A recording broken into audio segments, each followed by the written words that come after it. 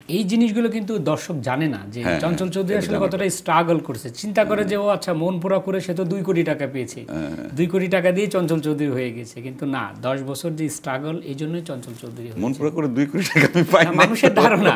আমরা তখন দেখেছি যে মামুন ভাই বিশাল একটা 90 না 96 ইঞ্চি টিভি তখন উনি কিনছেন, ওইটাই ধারণা যে উনি যদি 90 ইঞ্চি টিভির দাম তখন ছিল 3 লাখ টাকা। তো ওই মনপুরার করার পরে কিন্তু উনি এটা কিনেছেন। না, আমি যখন যে সিনেমাগুলোই করেছি, আমাদের যে ঘরানার একটু তো মানে রেগুলার থেকে একটু আলাদা সিনেমা, তা সেখানকার বাজেট অথবা মানে যেটাই বলি না কেন, লেনদেন, আর্টিস্ট পেমেন্ট এরকম ছিল না একদমই। তখন আমরা চিন্তা করতাম এটা একটা টিম ওয়ার্ক, সবাই মিলে যার যার শ্রম মেধা দিয়ে একটা ভালো কাজ করব। এটা আমরা কখনোই কমার্শিয়ালি ওইটা চিন্তাও করি নাই যে এই ছবি করে আমি অনেক টাকা পাবো, ওই আশাও করি নাই। না, এই ছবিগুলো কিন্তু টিকে আছে। হ্যাঁ, যে এই ঘর এখনো কিন্তু আমরা মনপুরা দেখার জন্য চেষ্টা করি।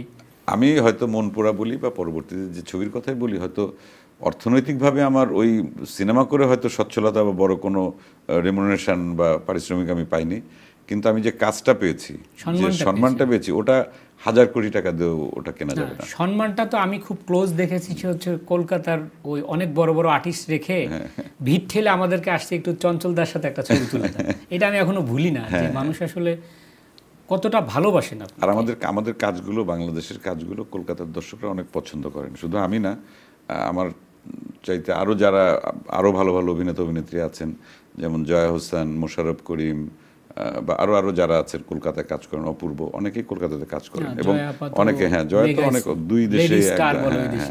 তা কলকাতার দর্শকরা আমাদের শুধুমাত্র পারফর্মারদের না, আমাদের কাজগুলো, টোটাল কাজগুলো, কারণ এখন যে ধরনের ওয়েব সিরিজ বলি অথবা ফিল্ম বলি, যা হচ্ছে, ইভেন আমাদের পুরনো নাটকগুলো, কলকাতার প্রচুর দর্শক সেগুলো দেখেন।